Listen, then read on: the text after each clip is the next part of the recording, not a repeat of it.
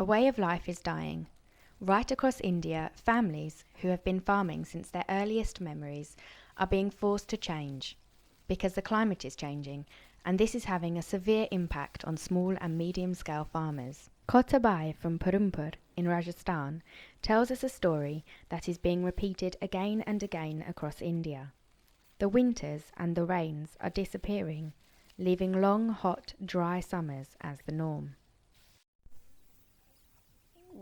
20 साल पहले की बात है बारिश वो आपने पूछा ना तो वाकई में क्यों तो पहले ज़्यादा होती थी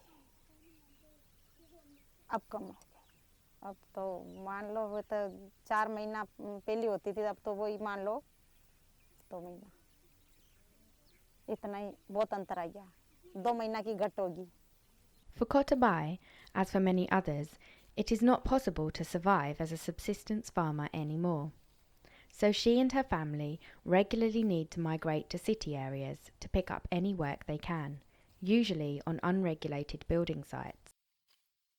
Kota Bai agreed to travel to Delhi to take part in the Indian National People's Tribunal on the climate crisis, supported by Oxfam. Ajay Jha of the organisation Peravi explains why the tribunal was so important for India and for people like Kota Bai. India has been identified as the second most vulnerable country in South Asia. There is absolutely no legal framework which sort of compels the state to redress impacts of climate change.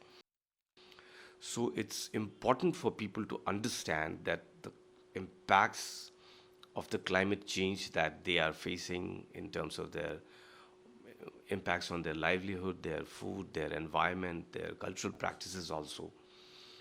It should be protected by the states and there should be redressal by the state. The tribunal has been very successful in impressing that these kind of changes are already taking place. It's not only in India that tribunal will support people's claim and help in bringing more suits on issues related to climate change. World over, these kind of litigations are being increasingly brought into the notice of people, and more and more suits are brought into the courts in different developed countries.